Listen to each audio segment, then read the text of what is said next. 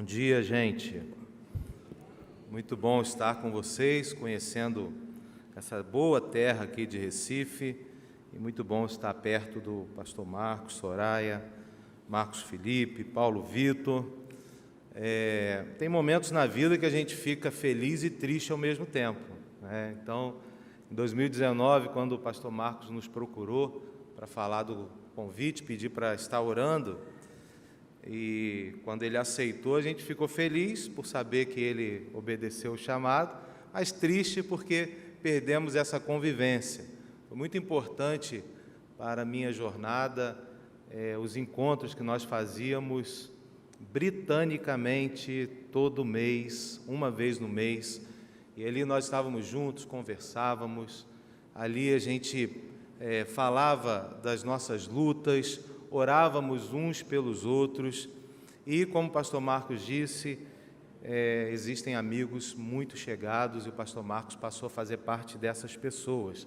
Quando me mudei para o Rio de Janeiro, eu sou natural de Macaé, no estado do Rio, mas meu pai foi pastorear em Rio Bonito, que carinhosamente nós chamamos de a pequena e pacata cidade de Beautiful River.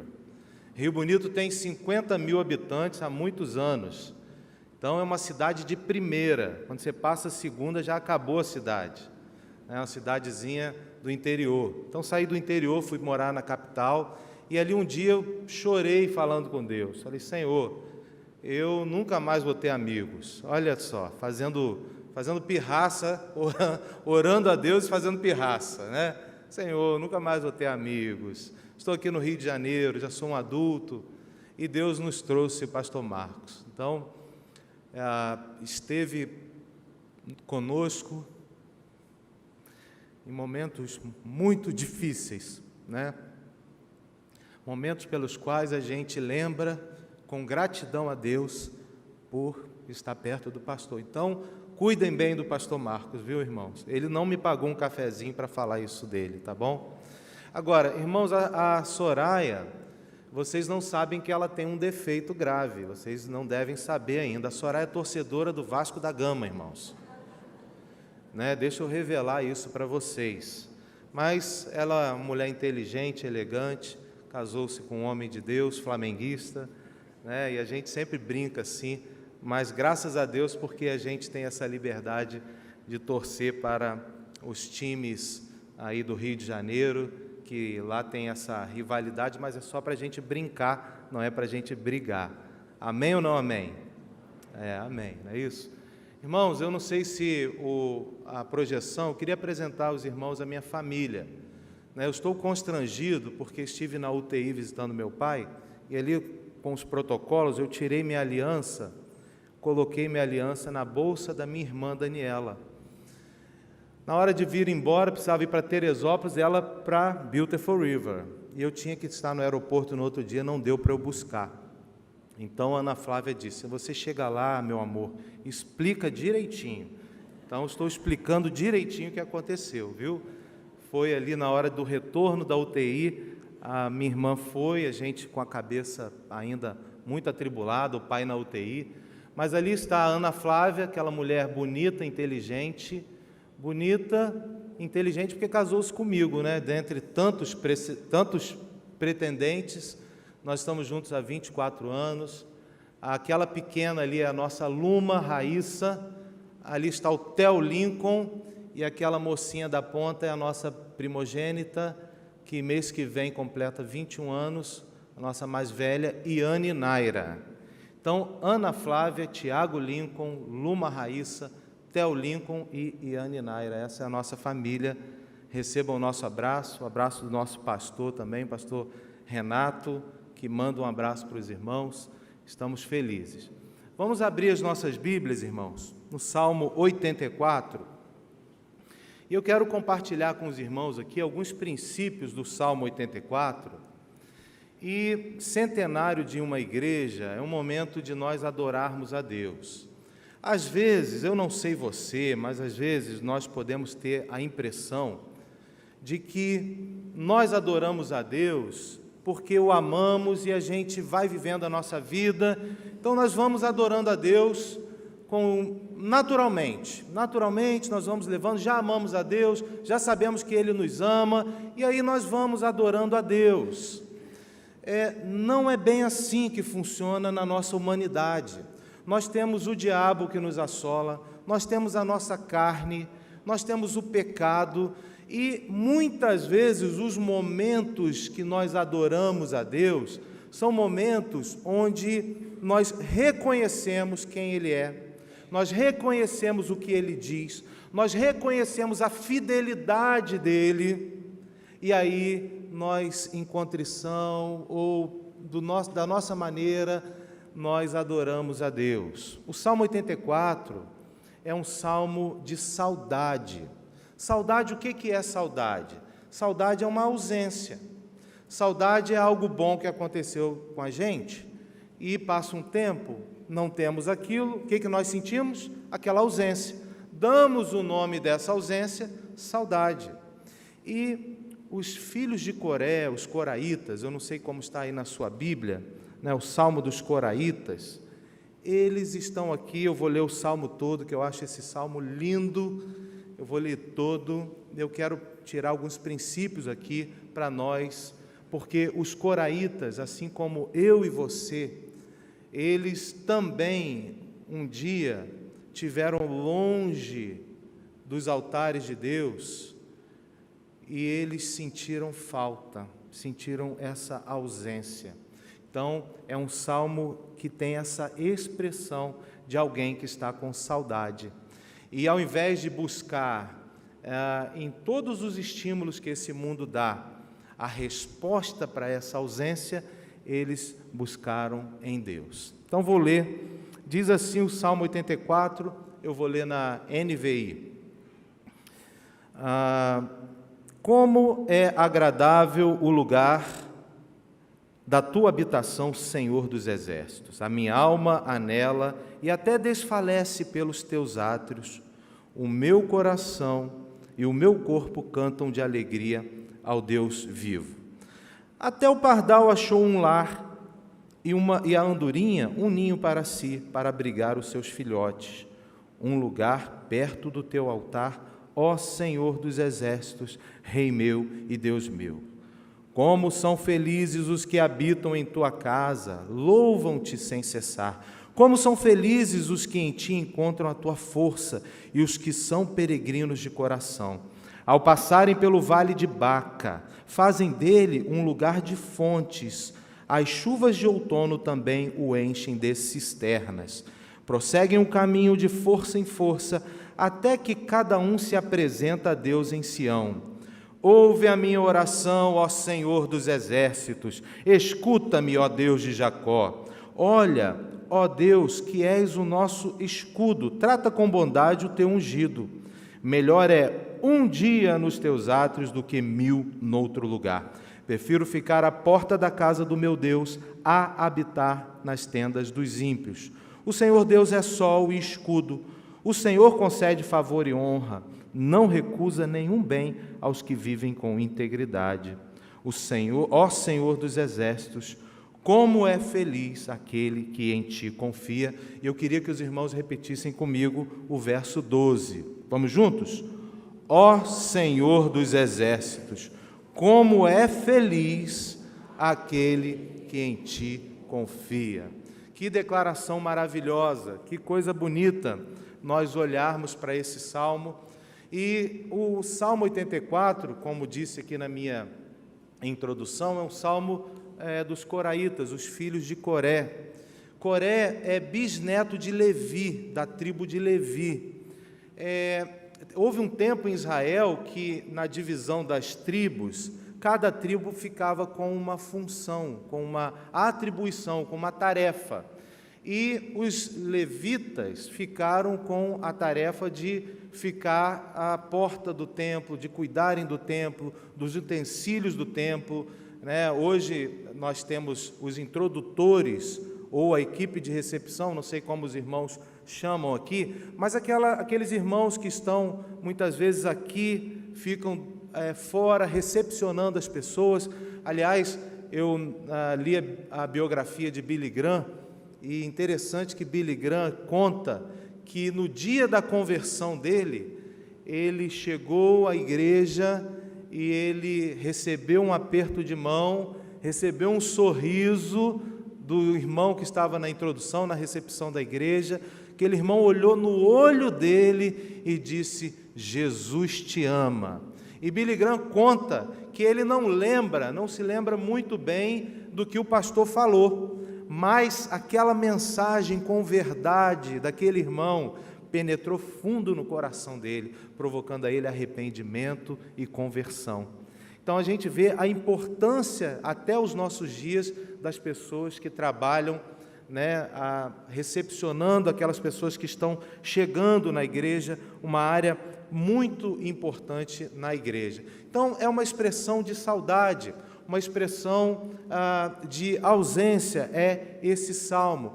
Por que esse salmo está aqui, ou para que esse salmo está aqui? Eu fiquei pensando, olhando para ele, e eu descobri que Deus, na sua infinita magnitude, soberania, Deus colocou em nós um desejo por adorá-lo.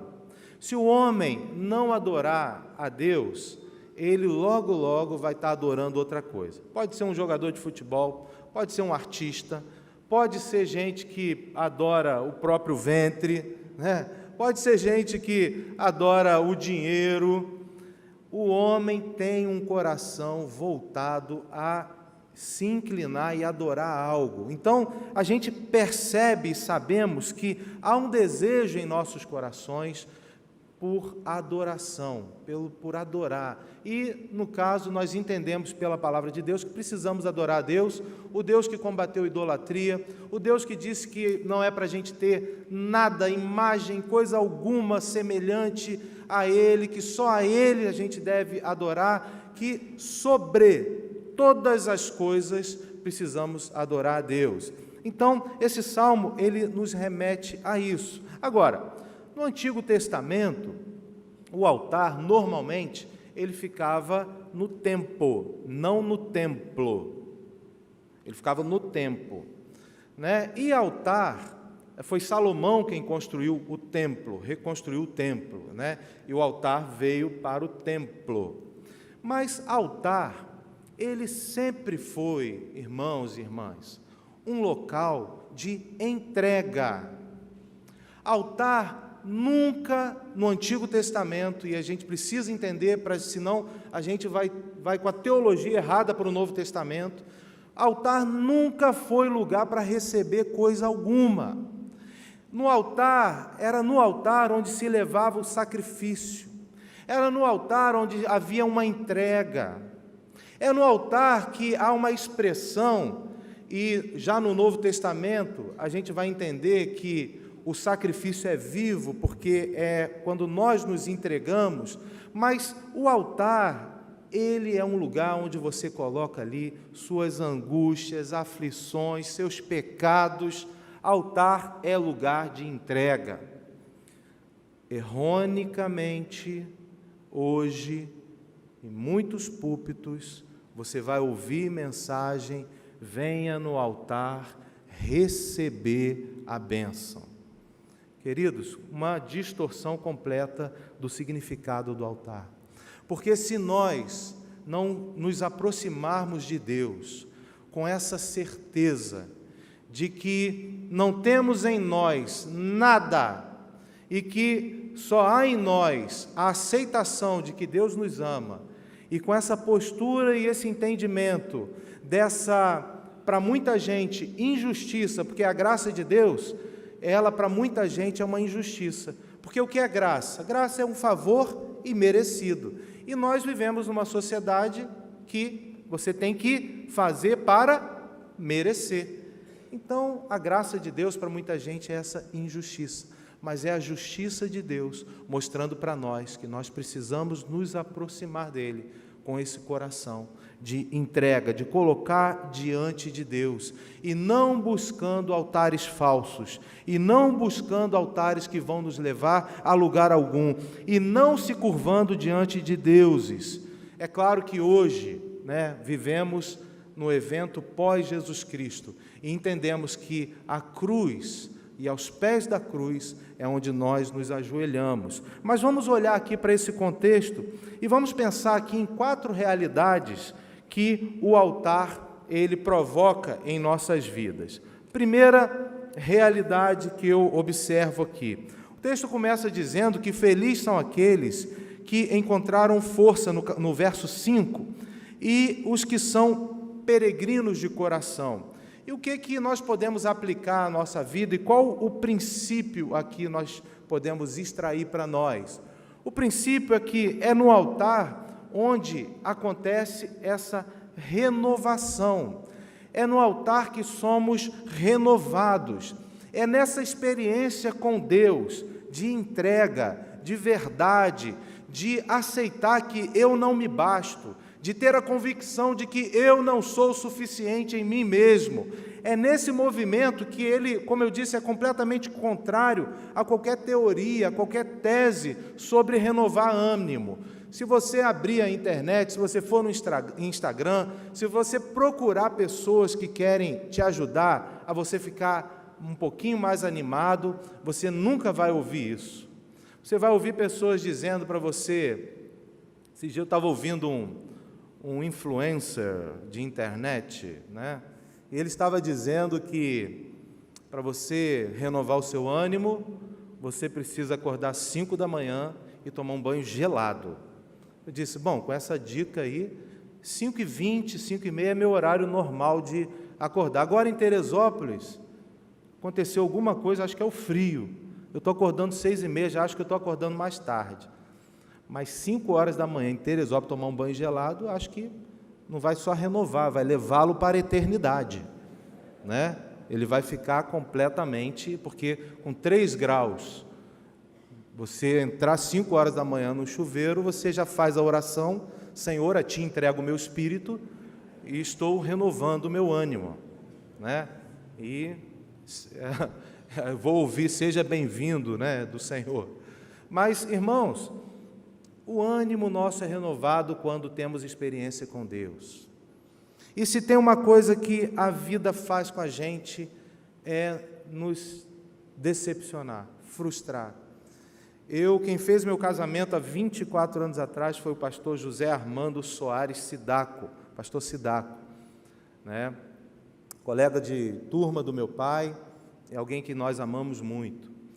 Eu lembro que o pastor Sidaco disse assim no nosso casamento, olha, vocês vão enfrentar dificuldades, tempestades na vida.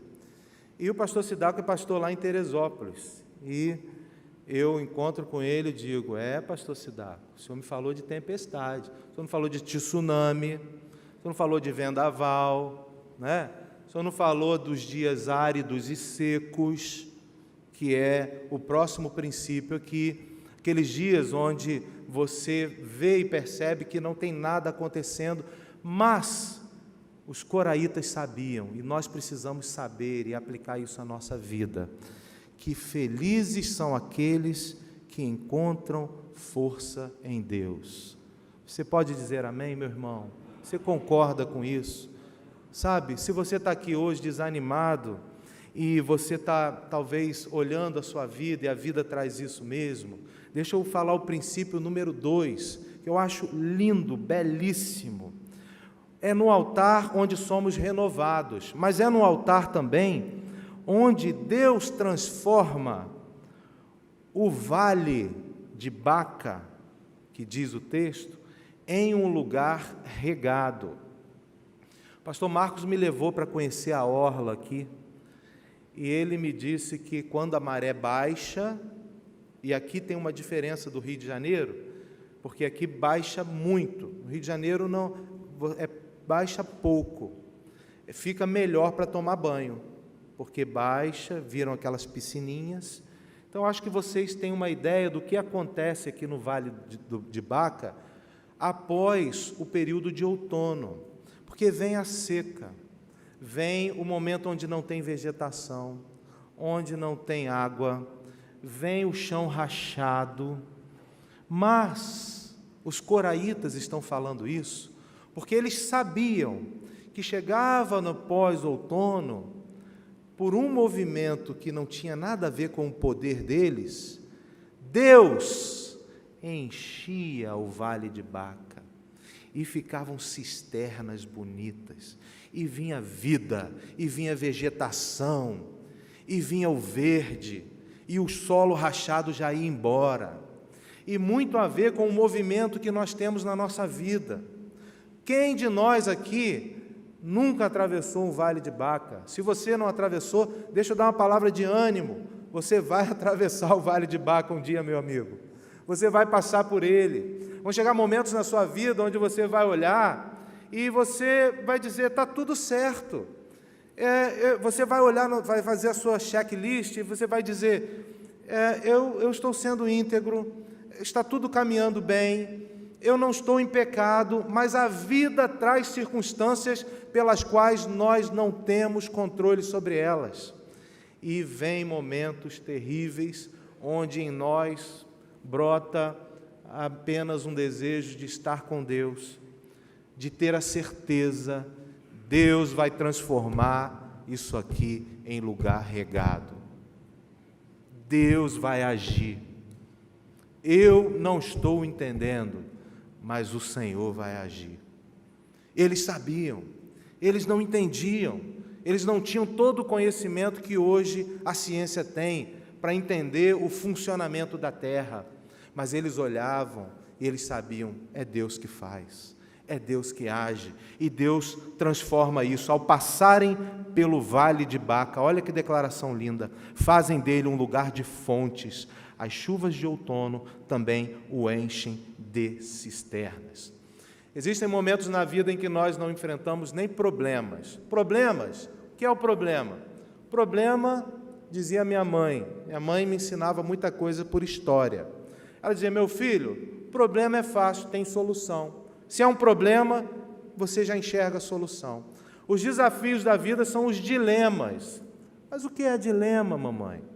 Dilema, dizia ela, é quando a borboleta cai no lago.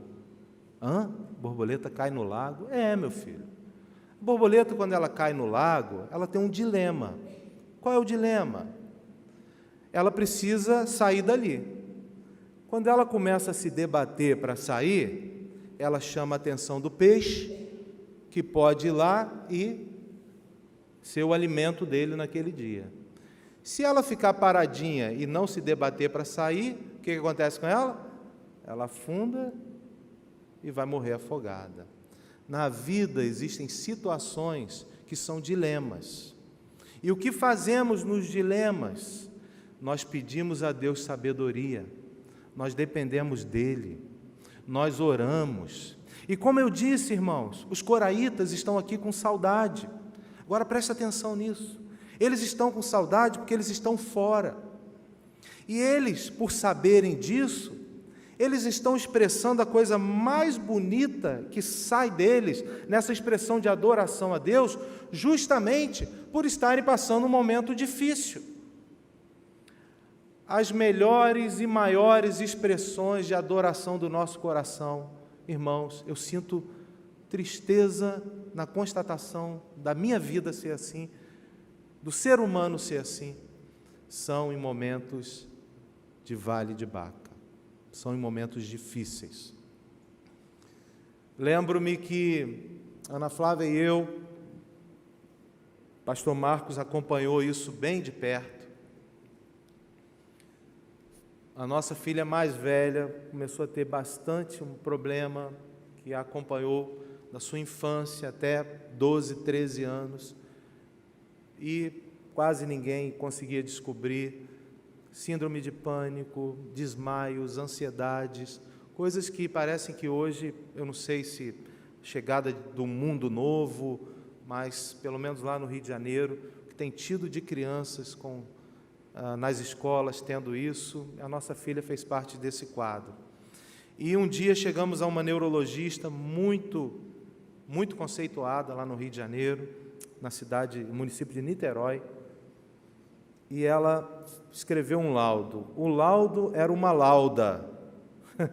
O laudo era uma lauda. E quando eu olhei aquilo, irmãos, eu entendi o texto que fala que tem momentos que o Espírito, ele com gemidos inexprimíveis, ele fala para Deus o que nós só sentimos. Porque você olhar, e principalmente uma situação mental na sua filha, e você pensando na autonomia da filha que os pais tanto desejam, então eu disse: doutora, eu vou ter que me adequar a isso, conviver com isso, ou eu vou, isso tem jeito. Ela nos deu 4 direções naquele momento e disse: olha, Tiago, eu não sei o que Deus pode fazer, vamos trabalhar, vamos caminhar. E chegamos em casa, oramos a Deus, e nessa hora vem coisas em nós, que vem com choro, que vem com reclamação, que vem com talvez um desejo de voltar lá atrás para consertar alguma coisa, vem tanta coisa. E nesse momento, Deus nos dá e te dá, e está dando aqui aos coraitas, e nessa manhã não é diferente, a oportunidade da gente olhar para a vida, talvez de uma maneira humana e espiritual ao mesmo tempo. Humana porque a nossa carne é cortada e a gente sente muito. E espiritual porque chegamos diante de um limite, de uma limitação que nós temos. E nós ficamos no melhor lugar que o homem pode ficar, na dependência de Deus.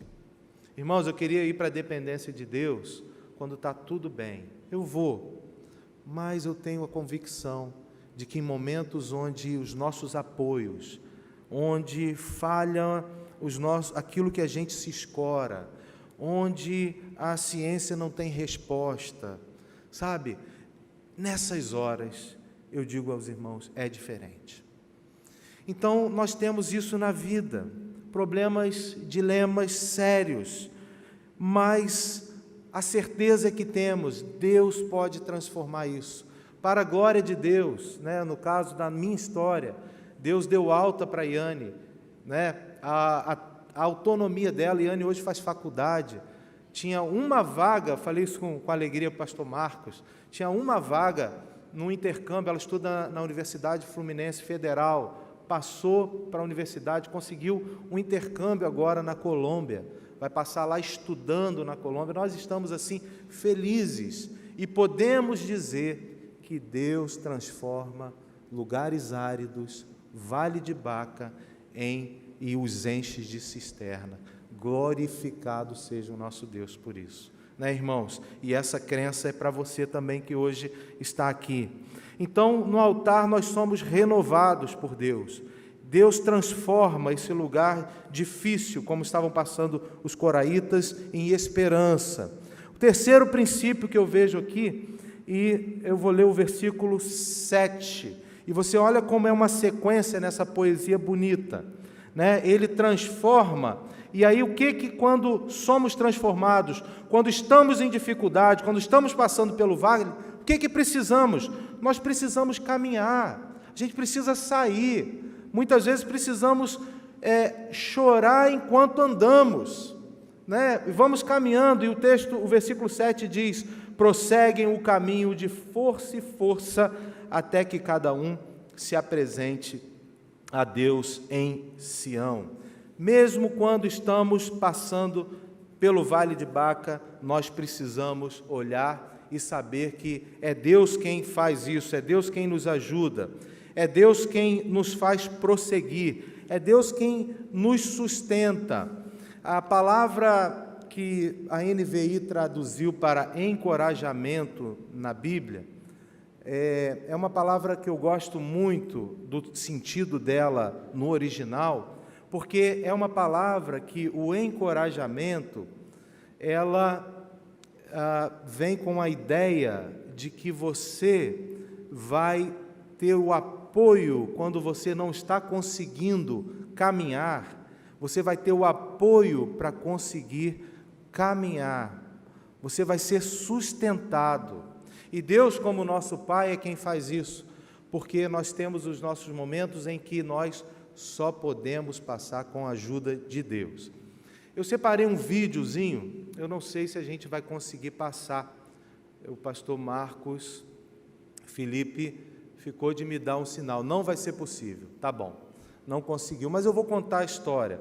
Tem uma história que eu gosto muito, de um corredor de 400 metros rasos, Derek Redmond. Derek, em 1988, estava na Olimpíada em Seul, e Derek se preparou, e ele foi um dos maiores nomes como corredor de 400 metros rasos, e estava ali prestes a ter a sua medalha. Derek, faltando poucos minutos para começar a prova, em 1988, Derek se machuca. Um problema no tendão de Aquiles, e ele é eliminado daquela Olimpíada. O que ele fez? Passou por 5 cirurgias, 4 anos depois, estava ele em Barcelona. 92 está ele lá, e novamente está Derek lá. Você depois olha no YouTube, tem o vídeo dele, é um vídeo emocionante, por isso que eu tentei passá-lo aqui. Derek se posiciona e ele sai correndo. Ele vai correndo e na narrativa dele, ele conta que ele ouviu um estalo. E ele ouviu o estalo e ele novamente coloca a mão aqui, e aquele homem que passou por tanta coisa, agora está mancando, e ele, chorando de dor, ele cai no chão chorando. Mas ele teve uma atitude interessante, que chamou a atenção de todo mundo, e até hoje o Derek é falado como alguém que perdeu, mas ganhou. Ele se levanta, e com dores, ele tenta, pelo menos, terminar a corrida.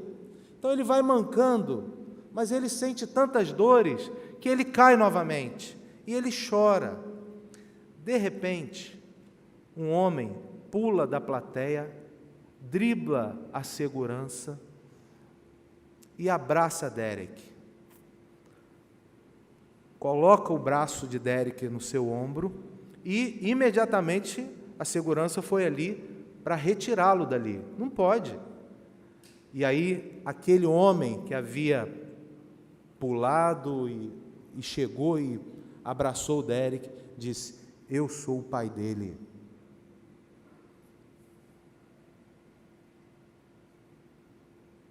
Todo mundo deu um passo para trás. E aqueles dois cruzam juntos a linha de chegada. Irmãos, tem momentos que nós só vamos prosseguir quando Deus faz isso conosco. O nosso Pai perfeito, quando Ele nos abraça, nós não temos forças para prosseguir, mas Deus, em sua soberania, no seu carinho, no seu cuidado. Eu sei que para muita gente Deus é um ser distante, fica longe. Até tem gente que acha que Deus botou em nós sentidos e prazeres e começa a proibir o ser humano de fazer tanta coisa. Deixa eu dizer um negócio para você. Deus é um Pai amoroso, que deseja ter um relacionamento muito bonito com você, pessoal, íntimo, por meio de Jesus, porque a gente nem consegue entender tanto amor. Por isso Jesus veio e se revelou e se mostrou para que a gente pudesse entender e olhar para Jesus e dizer: é assim que Deus ama, é assim que Deus trata o pecador, é assim que Deus trata quem se arrepende, é assim que Deus trata um fariseu, é assim que Deus pensa sobre as autoridades desse mundo, é assim que Deus se aproxima de quem está em pecado. É na pessoa de Jesus que fazemos isso. Então, nós entendemos que Deus é esse Pai amoroso quando vemos as histórias narradas nos Evangelhos mostrando a Jesus. Então, nessa sequência bonita do Salmo 84, depois que a gente é renovado, depois que a gente passa pelo vale de Baca com a certeza que Deus transforma, depois que a gente prossegue com a força de Deus, a gente conclui, E vocês viram o que eu disse na minha introdução, no momento dessa ausência, tudo isso é gerado, e aí nós passamos a adorar. E esse é o quarto e último princípio aqui nesta manhã. O verso 8 diz: ouve a minha oração, ó Senhor Deus dos exércitos, escuta-me, ó Deus de Jacó. E o verso 11 e 12: o Senhor Deus é sol e escudo, o Senhor concede favor e honra, não recusa nenhum bem aos que vivem com integridade. Ó Senhor dos exércitos, como é feliz aquele que em ti confia. Vamos falar juntos novamente? Ó Senhor dos exércitos, como é feliz aquele. O Senhor é escudo. Você está recebendo ataque do maligno? Saiba que Deus é seu escudo. Você está no momento onde você percebe a sua vida, talvez, um distanciamento dos altares do Senhor. Deixa eu dizer algo para você, meu amigo, não sei se isso chegou aqui, meu amigo, minha amiga, se isso chegou aqui em Recife, mas eu preciso te dizer, existe um movimento hoje para-eclesiástico, que está muito forte no Rio de Janeiro, onde as pessoas estão achando que elas podem viver uma espiritualidade sozinhas. E você pode e deve ter o seu momento devocional, você e Deus. Mas existem coisas na sua vida que você só vai experimentar na adoração pública. Existem coisas, milagres, realidades, transformações que você só vai experimentar na sua vida quando você entender o poder da igreja, que Deus deu à igreja, que Ele deu ao ajuntamento. O nosso Deus é um Deus triuno, é um Deus que nos fez até gregários.